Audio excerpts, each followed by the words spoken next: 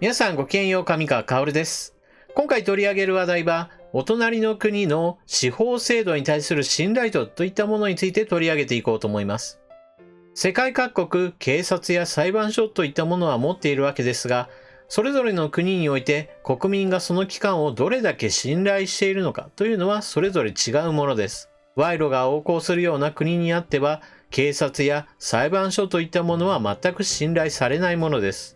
それだけに警察や裁判所に対する信頼度が高いか低いかというのは、まさにその国の内情を知ることができる重要なデータです。それでは、警国の裁判所に対する国民の信頼度が一体どのようなことになっているのか、その記事について触れていきましょう。それではニュースをお聞きください。朝鮮日報より、司法機関への信頼度 OECD 最下位、大法院で大騒動に。大法院に今年9月、一通の公文書が届いた。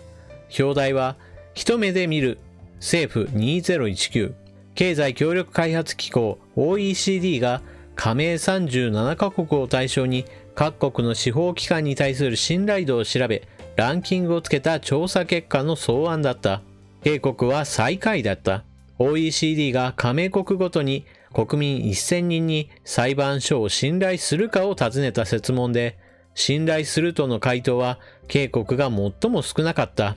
大法院は大騒ぎになった。裁判所関係者は大法院の幹部の間で警国の順位をどうにかして削除すべきだという話が出た。大法院は9月中旬、外交部を通じ OECD 本部に異議を申し立てた。異議は質問事項が正確ではないという趣旨だった。OECD は司法機関への信頼度を調べる際、警国の司法システムと裁判所を信頼するかと尋ねたが、司法システムには裁判所だけでなく、検察や刑務当局も含まれるため、裁判所だけに限った信頼度調査とは言えないというものだった。大法院関係者は、裁判所と検察でどちらの信頼度が低いのか曖昧だと話した。大法院の問題提起を受け、OECD は近く発行予定の最終報告書の司法機関信頼度ランキングから警国を除外する方針とされる。大法院は異議申し立てには一理ある。ドイツなどヨーロッパの多くの国々では警国とは異なり、法務省傘下に裁判所と検察がある。OECD はその点に考慮し、2012年12月から2から3年に1回、加盟国の司法機関の信頼度を調査する際、裁判所と検察が含まれると解釈可能な司法システムに対する信頼度も同時に尋ねる設問にした。論争を受け、2年前にも OECD の司法信頼度調査から警国が除外された。大法院関係者によると、ヤン・スンテ元大法院長の時代の2017年にも大法院が OECD に同様の異議を申し立て、結局最終報告書から警国が除外されたと説明した。当時、警国の裁判所に対する信頼度は最下位ではなかったが、下位圏だったとされる。お聞きしていただいたように、警国の司法機関に対する国民からの信頼度というものは、OECD 加盟国の中で最下位であるというデータが出てきました。そして、このような不名誉な記録を公式な文書として残すわけにはいかないというわけで、OECD には今回のデータについては問題があるため載せないでほしいという異議申し立てを行うそうです。一体なぜ警国における司法機関はこれほどまでに国民から信頼されていないのでしょうか。その答えはムン・ジェイン政権の政策にあります。ムン・ジェイン政権では積弊清算といって過去の政権の行いというものを追求して不正を正そうという運動が行われています。このスローガン自体は別に悪いことではありません。過去の政権が行った悪事を暴き、それを正していくというのは一見非常に正しいことに見えます。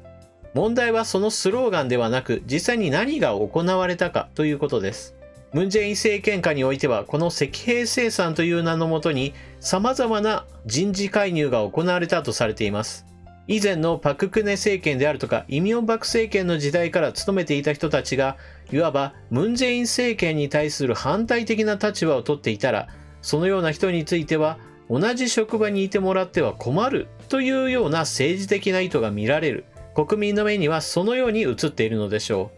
う。そのために石兵生産のために様々な人たちが公職から追放されるのを見て何かおかしいなというふうに思い、そのために司法機関に対する不信感というものが高まった結果でしょう。そういった政権寄りの人物であるかといういわば思想信条に関わる部分について介入を行い人事をいじくっているかもしれないというのは何も司法機関だけの話ではありません。一説によると軍関係者においても同じようにしてムン・ジェイン政権を支持しているのか支持していないのかというような色分けを行い、その色分けをもとにして人事的な差配がされているのではないかという疑惑も持たれています。そのような疑惑だけではなく、実際に最高裁の判事においてはほとんどがムン・ジェイン政権を支持するような人たちに入れ替えられたというような話もあります。そのように裁判所の中を変えることによってムン・ジェイン政権にとって都合のいい裁判結果を導き出せるのではないかといったことが国民からの不信を招く原因になっています。そしてもう一つ問題があります。それは検察です。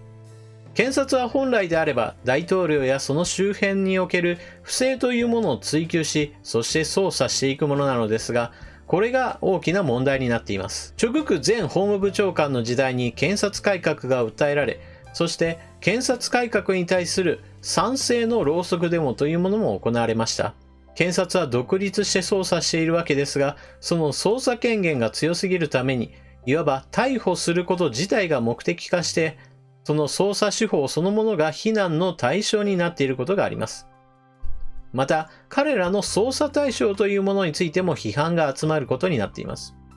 政権が変わった際に前政権の悪事を暴くという具合にして、今ある政権に対する尻尾は振るというような形で、現在進行形の不正については追及していないのではないかという疑惑が持たれています。現在のムン・ジェイン政権下においても、パク・クネ政権時代の悪事については暴いていこうという具合にして捜査が行われているわけですが、現在のムン・ジェイン大統領やその周辺に対する監視は非常に甘いのではないかと見られています。例えば、前法務部長官のチョグク氏に対する捜査というものは、未だに捜査の十分に行われているとは言えません。彼の親族については逮捕された人物もいるわけですが、彼自身については未だに逮捕はされていません。スキャンダルのほぼ中心人物であるにもかかわらず、その周辺である妻であるとか弟であるとか、いわば本人以外にだけ捜査が及ぶというのは非常に不可解な現象とも言えます。そういった歪な捜査手法というものを見ていくと、検察が果たして公正な判断を持って捜査しているのか疑問であるというふうに見られているのは仕方ないものがあります。また、本来であれば、このようなランキングで最下位になったというのは確かに恥ずかしいことではありますが、データとして出てきた以上、これを本来であれば受け入れるべきです。その上で何をしなければならないかといえば、本当の意味で国民から信頼される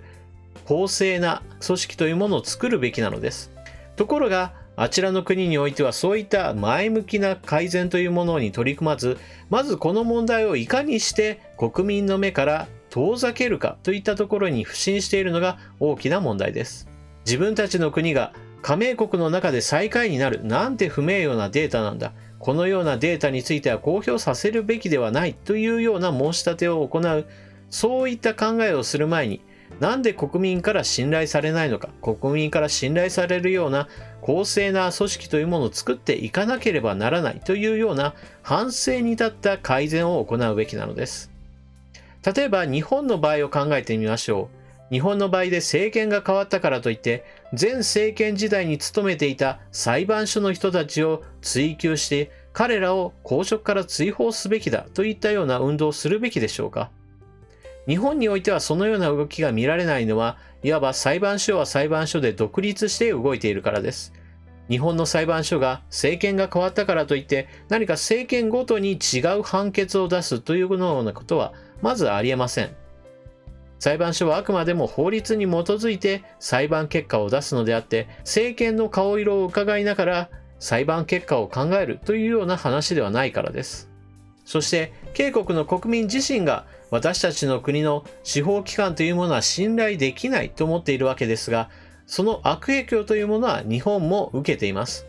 それが強制徴用工判決などに見られるこの裁判結果というものは、国家間の条約等を全く無視している、おかしいぞというような話につながっていきます。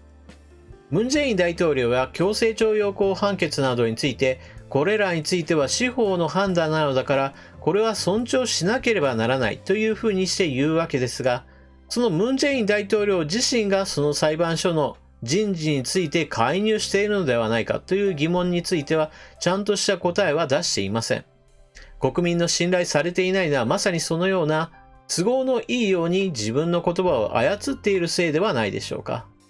皆さんはこのニュースについてどのような考えをお持ちでしょうか。ぜひともコメントを書き込んでいってください。それではチャンネル登録していない方はぜひともこの機会にチャンネル登録していってください。